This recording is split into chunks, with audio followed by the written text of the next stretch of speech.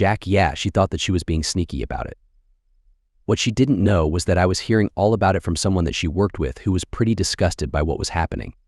I had been making my plans and preparing myself. Thankfully, I had the time to get over my anger and prepare for what was about to happen. It would start tonight right after dinner. Kayla, so it's tonight then? My friend Mary asked. Yes, I'm finally going to do it. I'll wait until after dinner, bring him a drink, then tell him what's going to happen. I replied, just remember to be strong. He isn't going to like it, but you need to remain assertive. I remember. Just like we discussed, he doesn't have a choice. This is how it will be, and if he really loves me, he will let me do this for my happiness. Correct. Just be prepared for him getting upset. He will try to fight it, but he will eventually come around to accept the new reality. It is important that you remain calm but firm. Let him express his frustration. Then he will realize that you are in charge. Right. Besides, as far as he will know, it will only be temporary. Once he comes to accept it, he will begin to like it. Then, everything will just continue.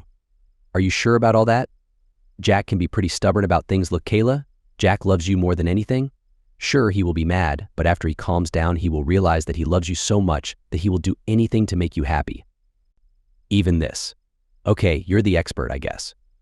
Trust me. It took me making mistakes in 2 marriages to figure all this out, but I perfected the method on my 3rd marriage. You've met my current husband. He's completely under my control now. In a month or 2, Jack will fall in line too. Then you can have the security of your marriage to Jack, as well as the enjoyment of spending time with several other men. I finished the day and went home to cook Jack his favorite dinner. When Jack got home, he greeted me with an "I love you" and a hug, as usual. Despite my best efforts, I was still nervous. This was going to be a big step and change in our marriage. Mary had been telling me all about her FLR female-led relationship for quite a while now. I saw how it worked for her and her husband firsthand. He really seemed happy with how their marriage worked. I'm sure that Jack would come to enjoy it as well. Conversation during dinner was pleasant. We told each other about our day and discussed some of the news stories from the day. It was a normal dinner for us. After dinner, I insisted that he get a drink and go relax while I cleaned up. He resisted a bit, wanting to help, but I told him that it wasn't necessary and I could handle it. Leftovers put away, dishes in the dishwasher, and it was time. I poured a glass of lemonade, mentally prepared myself, and went into the living room for the conversation. Jack, darling, we need to talk. I began. Sure, sweetheart. What's up? Okay, Jack. I understand that this may be difficult for you to accept right now, but this is something I really need to do. Please also keep in mind that this is only temporary. Okay, so what do you need? If this is so important to you, of course I will do anything I can for your happiness. Wow. He was taking this pretty well so far. He wasn't even getting upset. Good. So we've been discussing starting a family and I'm just about ready for that, but there are still a couple of things that I feel I need to do first. It should only be a couple of months at most, then we can start working on making a few kids. That's great, baby. So what are these things that you need to do? This was it. I took a deep breath and prepared for the conversation.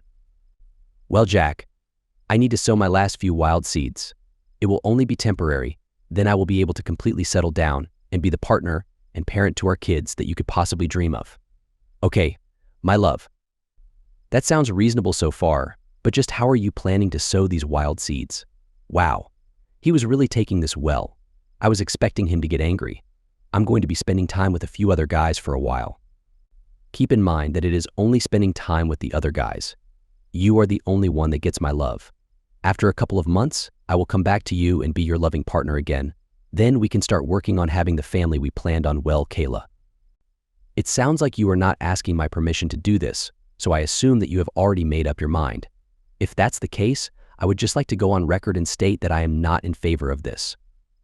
If you are asking for my permission or acceptance, I am not giving it.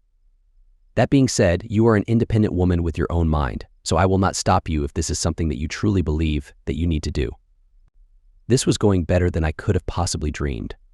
He never even raised his voice. Everything was said in a very calm way. Mary must be right. In 2 months, Jack would be supportive of my decisions. After a week or 2, he would be back. Then I would just use communication to get him to fully accept his new role as my respectful partner. The next afternoon, hi Mary. It's Kayla, hey girl. So how did it go last night? Oh my God, you wouldn't believe how understanding Jack was about everything. I was expecting a huge argument from him, but he never even raised his voice. He was just so calm and accepting about it all. Wow. That's great. I told you that he would support you. Do you think that you'll be able to convince him to join in tonight? I doubt it. In fact, I don't think that I will even suggest it yet. He did say that he will be refusing to be with me while I'm spending time with anyone else. I'm sure that won't last long. That might be interesting. I just went ahead and made him move into the spare room anyway. He's packing his stuff up right now. He promised that he would be completely moved out of the lover's bedroom before I get back home tonight. Ha ha ha. I love that you changed the name from master bedroom to lover's bedroom. I will have to start doing that myself. Oh, definitely. Anyway, I should probably start getting ready. I'll meet you at the club. Okay, bye. Later that evening, Jack had made pretty good progress in boxing up everything from my bedroom.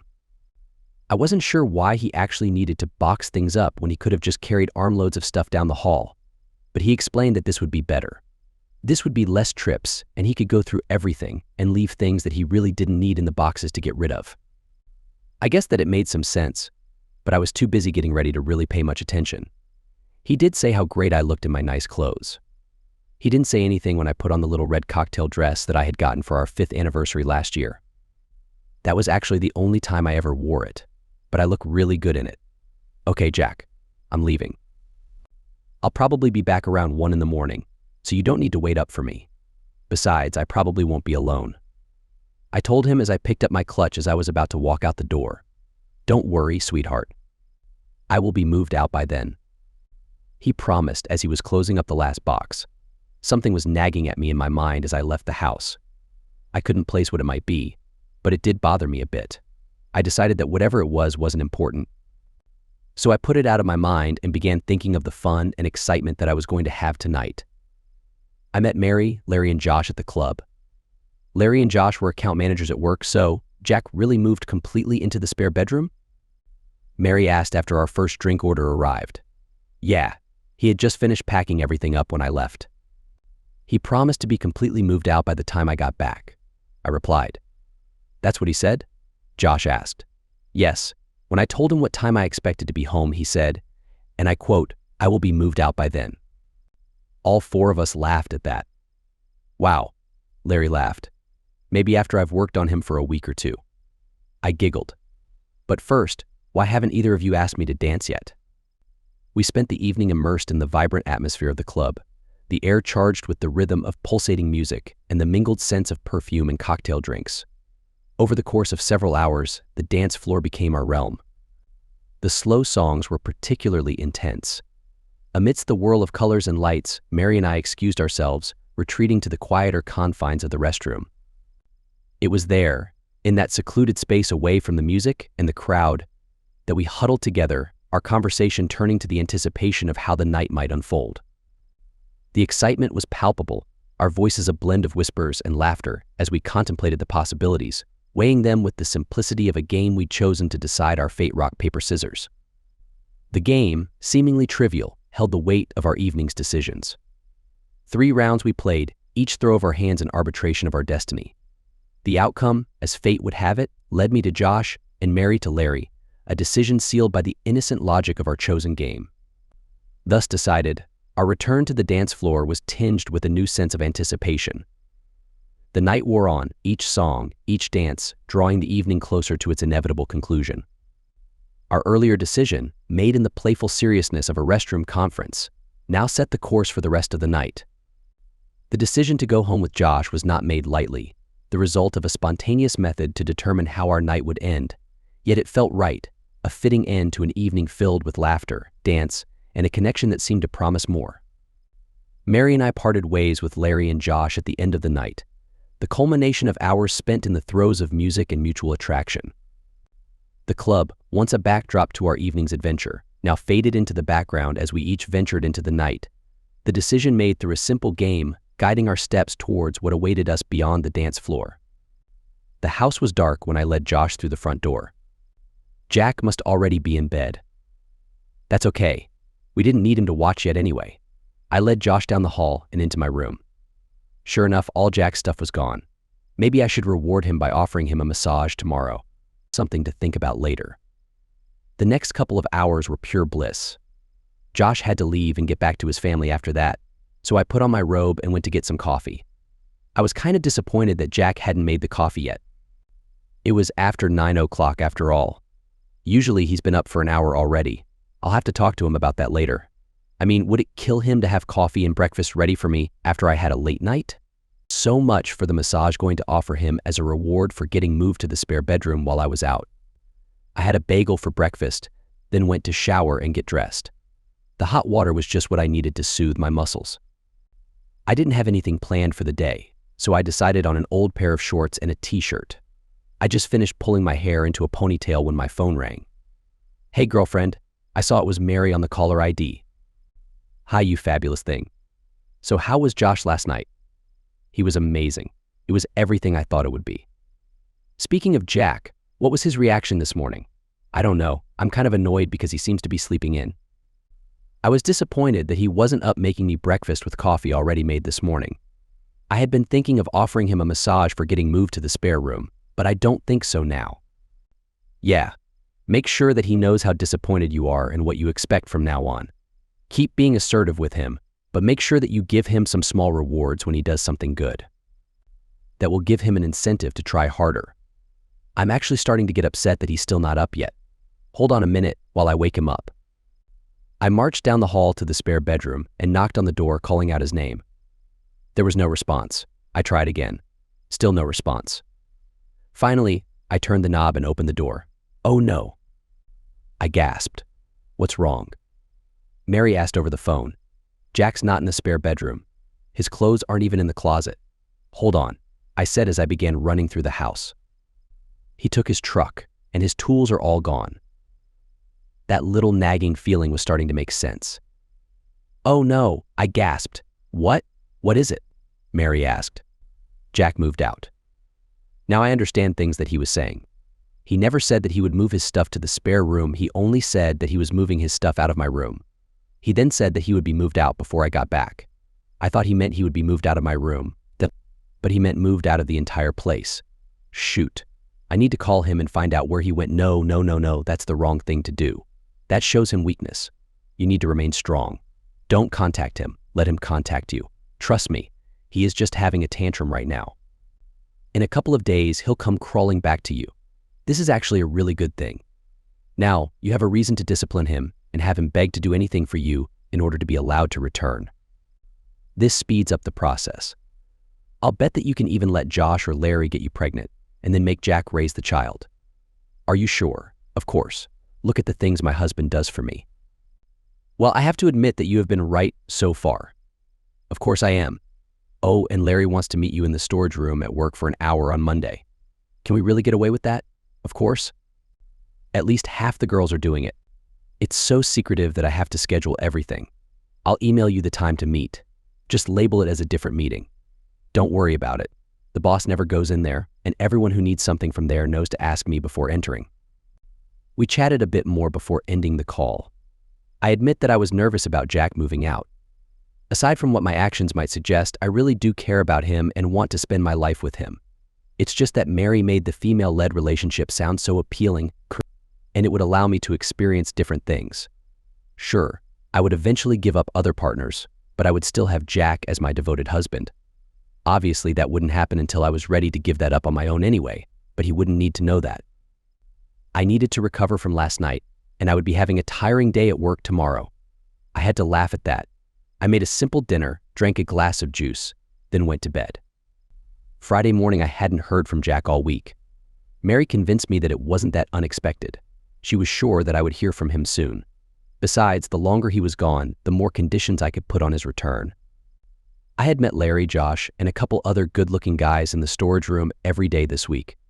I was even scheduled to work with Larry and Josh there this afternoon. It was mid-morning on Friday. Larry, Josh, Mary, and I were hanging around the coffee maker chatting during our break when we noticed a rather attractive younger woman approaching. She was dressed very professionally. Kayla Adams, Mary Morgan, Josh Johnson, and Larry Jones? She asked in a sweet, friendly tone. We each identified ourselves. Then she handed us each an envelope and took a quick picture with a small digital camera. "You all have been served," she said with a smile as she turned and walked towards our boss's office. "What's this?" I called after her. "Honey, I'm just paid to deliver them, not read them," she said sweetly. She walked right into the boss's office without knocking. She walked out less than a minute later. "You all have a nice day now," she said cheerfully as she walked out of the building. We all simultaneously opened our individual packages. Petition for the dissolution of marriage. Oh shoot, reading further, adultery was listed as the cause. I was frozen in shock. About that time, Josh and Larry's cell phones went off. "Oh, shoot. Shoot," they whispered. It would be too confusing to try and write the two simultaneous conversations here. Instead, I'll summarize. It was their wives. They had been given all the evidence of their affairs moments earlier. All their possessions were about to be thrown out the front door, and they would need alternate sleeping arrangements from now on. They were also expecting to be served with divorce papers at the earliest convenience. "What the heck?" was shouted from the interior of our boss's office. He suddenly appeared at his door. Spying the four of us, he yelled loud enough for the entire office to hear, and it wasn't a small office. "Adams, Morgan, Johnson, Jones. Get your behinds in here now." I had a really bad feeling about this. Heads down, we filed past him into his office. He slammed the door shut behind us. That doesn't even begin to cover it. "Do any of you idiots want to explain this to me?" he demanded as he waved the manila envelope in front of us. None of us dared to speak. "Well then, let me explain it to you morons. Apparently, the company is being sued for not enforcing the moral code we have in our employee handbook. Any idea why someone would want to do that?" Again, we were unable to bring ourselves to speak. "I will explain it to you then. We are being sued because apparently MRS. Adams can't seem to keep her heart loyal, Mr. Jones and Mr. Johnson can't seem to keep their hearts focused, and MRS. Morgan has decided to turn our storeroom into a place of unprofessional behavior. Now, would any of you be so kind as to assure me that any of these claims are invalid? Can any of you confirm for me that, at the very least, none of this stuff happened on company time and on company property? Anyone? No? Are you serious? What the heck were you idiots thinking? And do you jackasses want to know what the real problem is? This court order won't even let me fire you until the case is settled. Now get out of my office until I figure out what to do with you four." Heads lowered, we shuffled out of his office and back to our own offices. I didn't get much work done after that. At least I still had a job. I decided to go through the divorce petition and see just how bad it was going to get. It was bad. He had evidence, video, audio, and even some notarized letters. I was about to be in serious trouble. An hour later, there was a company-wide email sent from the boss. "To all employees, it has come to the attention of management that there have been multiple occurrences of employees planning, scheduling, and performing acts that go against the moral code of conduct detailed in the employee handbook on company time and on company property. As this was unfortunately done by multiple employees, with the likelihood that this issue is more widespread than what is currently documented, strong action will be taken. Unfortunately, management cannot be sure who or how many employees are guilty of these acts, so the following actions are being taken. All employees are required to review the moral code in the employee manual. It will be working this weekend on an online class for this, where each employee will be required to successfully pass this class. All employees are required to complete this by next Friday. Security will be performing random checks of all secluded spaces throughout the day. This will occur multiple times per day until permanent security cameras can be installed to monitor the locations. From now on, the storeroom will be locked. The key will be held by the head of security. Any supplies necessary will need to be retrieved using a security escort. It will be closely monitoring all computer use to ensure that no personal use is being done using company assets. And activities include, but are not limited to scheduling non-work related meetings with coworkers or others during or after hours, using personal email accounts on company computers, viewing non-work related websites, text messaging that is not work related. Socializing with coworkers is to be strictly contained to the break room during scheduled breaks and lunchtimes. Security officers will be roaming the building to monitor this. Per company policy, names of those responsible for these actions will not be released. I'm sure it won't be necessary anyway. Management 2 minutes later, my email blew up with hate mail from fellow employees. I met the other three after work at the bar across the street. We got a small table in the corner. There were several other coworkers there for Friday happy hour as well. Yeah, their glares at us were not pleasant. At least we still have jobs for a while anyway. That was kind of nice of him. Why do you think Jack included that in the court order anyway? I asked. Oh, please, Josh responded. It's pretty obvious. He wasn't trying not to hurt you too badly, he did it to hurt you more. What do you mean alimony? Now, it might not matter because he is using adultery as the reason, but this is just insurance against that. If you are gainfully employed and have a decent income, there's no way that a judge will order alimony. If, however, you had been fired and couldn't get another job, a sympathetic judge may be convinced that you would need financial assistance until you get back on your feet. So you keep your job until the divorce is final. Yay you. As soon as the divorce is final, a settlement with our company is reached, and all 4 of us are suddenly let go. Then what happens? No alimony, and suddenly no job. You're in big trouble, and without help. No, this was definitely not about helping you in any way at all. Oh no, I'll just resign on Monday then. Wow. You really are innocent, aren't you? Larry said. What do you mean? Resigning means you leave the job willingly. If you even attempt to ask for alimony after you quit your job, the judge will have to ask why you left a good-paying job right after being served divorce papers. Good luck convincing the judge that it wasn't done to force your ex to provide support for you. All the judge will see when they look at you is someone trying to take advantage financially. No, your best option is to hold on to the job as long as you can and save every single penny. It's going to be worse for Josh and me. You can bet that our wives are going to get awarded alimony, as well as child support, since we both have kids. What do you think is going to happen when we suddenly get let go and can't find other jobs that pay nearly as much? Keep in mind that alimony and child support are based on income at the time of divorce. Oh no, this situation was not sounding nearly as good right now. I realized that I needed to talk to Jack and try to sort things out. Sure, I wanted to help my friends, but I simply couldn't lose my husband. What was I thinking?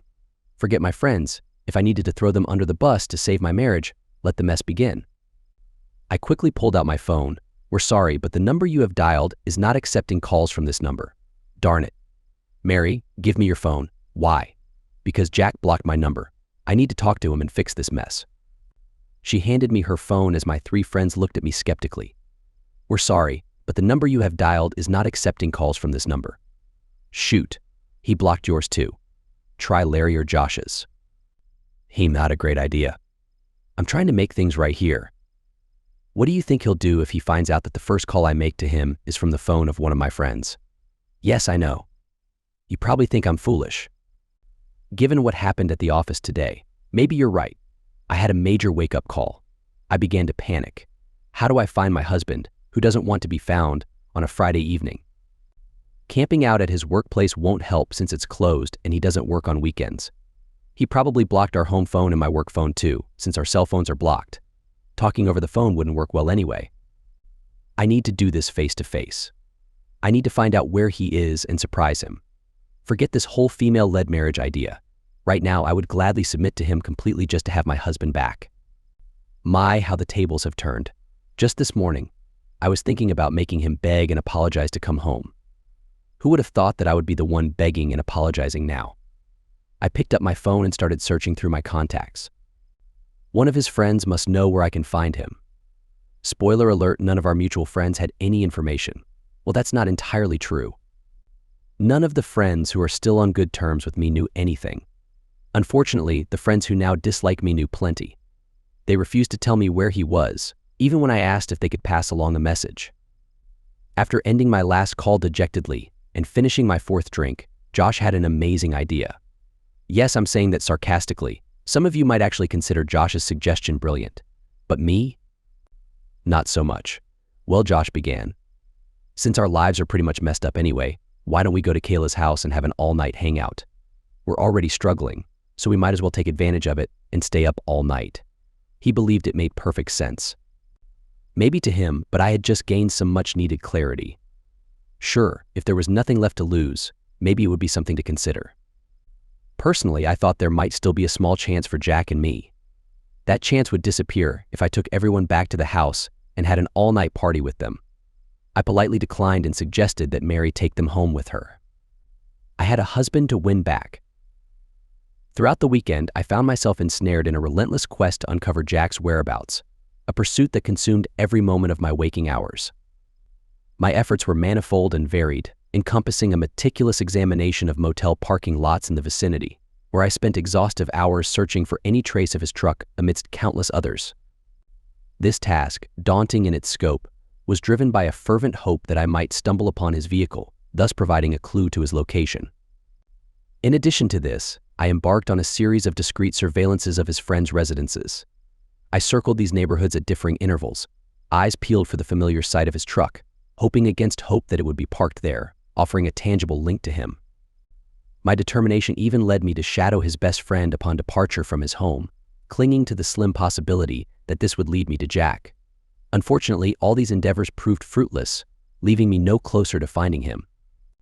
With the arrival of Monday morning, I stationed myself across the street from his place of employment, embedding myself within the fabric of the early morning routine. From this vantage point, I observed the comings and goings of his colleagues, each arrival heightening my anticipation, only for it to be dashed as Jack himself failed to appear. Determined, I allowed the minutes to stretch into an additional hour, a testament to my unwillingness to abandon hope. My tardiness to my own job became an inconsequential sacrifice, overshadowed by the pressing urgency of my mission. It became increasingly evident that my employment status hung by a thread, teetering on the edge of irrelevance in light of the impending lawsuit. Nonetheless, this did little to deter my resolve. Compelled by a mixture of desperation and resolve, I ventured inside the office, only to be met with the sight of Jack's closed office door. A brief exchange with the receptionist revealed the disheartening news that Jack had taken a leave of absence for the next 2 weeks. This revelation felt like a setback, a blow to my already waning hopes. Upon my belated arrival at my own workplace, I was greeted with a glare from my boss, a silent reprimand for my tardiness. Yet, in the grand scheme of things, his disapproval paled in comparison to the turmoil that gripped me. The realization dawned on me that my conventional means of reaching out to Jack were effectively nullified. His friends had turned their backs, workplace avenues were closed off, and direct confrontation was out of the question. This left me with one remaining option that held any semblance of hope: email.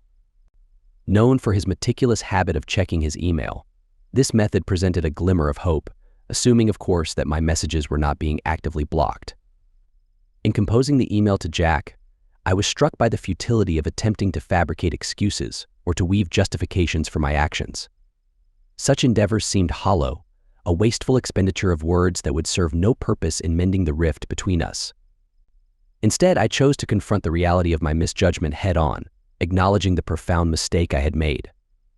The influence of Mary's advocacy for a female-led marriage (FLM) had clouded my judgment, leading me to erroneously assume Jack's acquiescence to such a dynamic.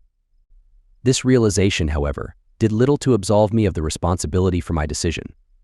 My apology, though heartfelt, was tinged with the awareness that it might not suffice to bridge the chasm my actions had created. My message was, at its core, a heartfelt plea for forgiveness and a second chance. It was an acknowledgement of my shortcomings and a commitment to rectify them, devoid of any expectation of entitlement.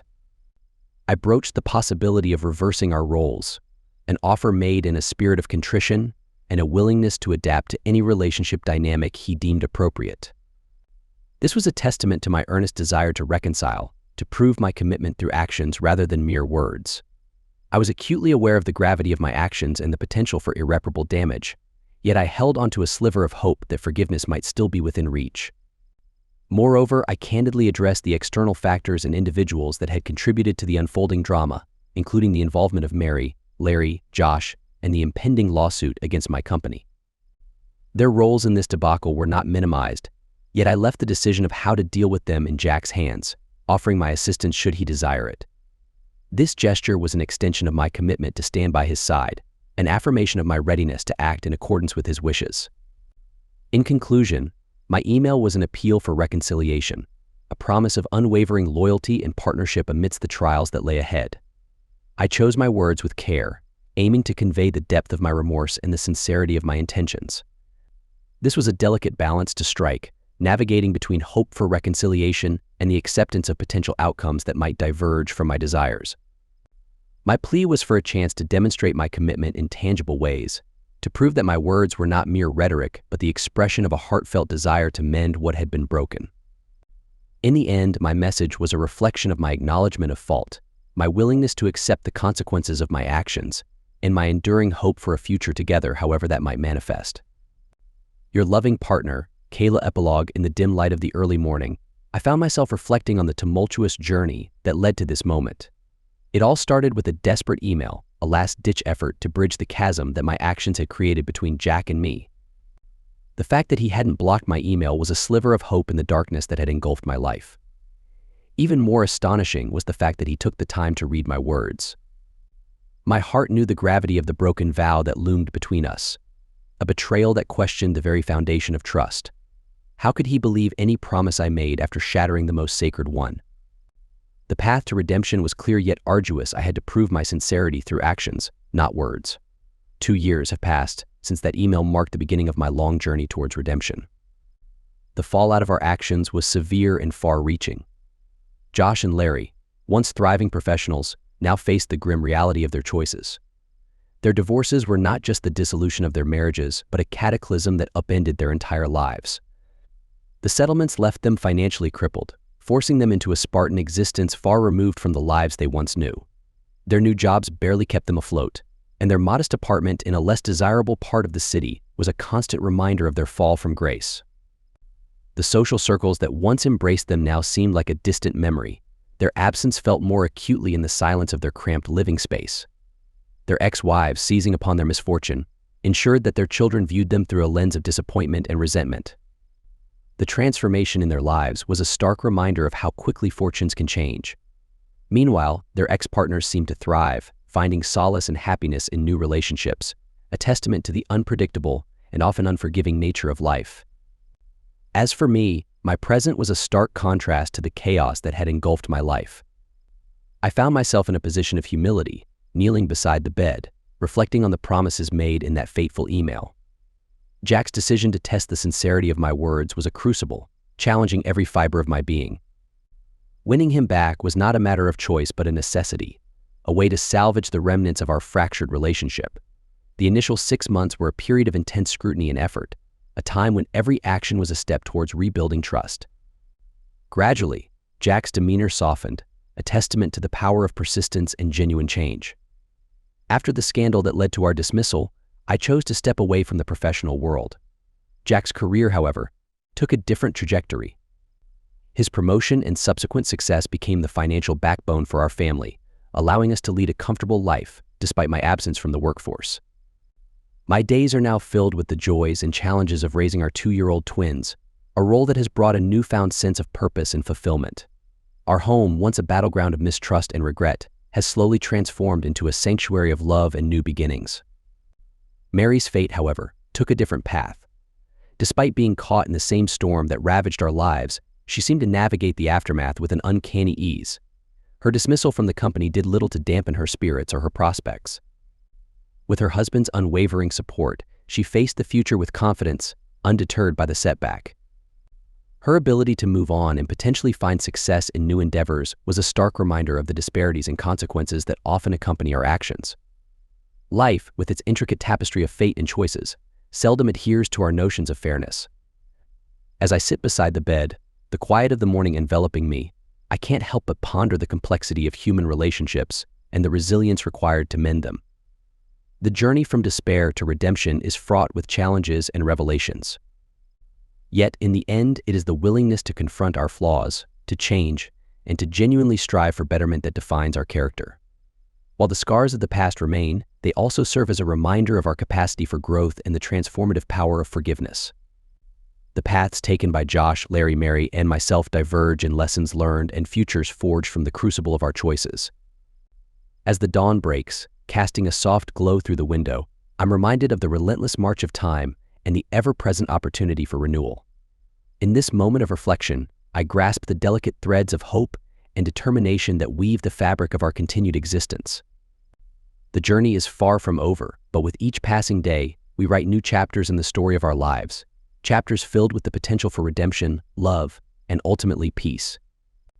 In the unfolding narrative of human connections and the pursuit of understanding oneself through the prism of relationships, the saga involving Harold stands as a profound illustration of the often underestimated depths of character and the capacity for transformation under adversity. Originally perceived by many as a figure unlikely to assert himself forcefully, Harold's subsequent actions dismantled these preconceptions, unveiling a person of unexpected complexity and determination. This revelation came to light when, after diligently compiling a comprehensive dossier of evidence, Harold's response to perceived injustices shifted from passive acquiescence to a focused and deliberate assertion of control. My own experiences over a challenging 6-month period, though fraught with difficulty, seemed trivial in comparison to the maelstrom of hardship that engulfed Mary. The culmination of Harold's strategic retribution was marked by the presentation of divorce papers, signifying not just the end of their marital union, but the onset of a meticulously planned realignment of their financial landscape. Throughout the time when their marital bonds were disintegrating, Harold engaged in a calculated process of asset liquidation, ensuring the safeguarding of his financial interests. By allowing Mary to retain the house, yet cleverly refinancing it to withdraw all equity before making his exit, he left her in a precarious financial state. The repercussions of these actions were far-reaching for Mary, who not only lost her home but also found herself navigating a quagmire of financial instability. In her efforts to rebuild her life, Mary secured a new job, yet the remuneration was a mere shadow of her previous income, further exacerbated by a reputational tarnish that made her path to recovery all the more challenging. My contemplation of my own relationship with Jack, in the context of these events, is a reflection on the complex interplay of choices, consequences, and the human capacity for forgiveness and understanding. It may arouse curiosity or judgment regarding my decision to remain with Jack, amidst speculation about whether I perceive myself as deserving of a different outcome, possibly evoking a mixture of reactions ranging from empathy to schadenfreude. To those who might harbor resentment towards Jack for not subjecting me to a fate akin to Mary's, I offer a heartfelt acknowledgement of my gratitude for his grace and forbearance.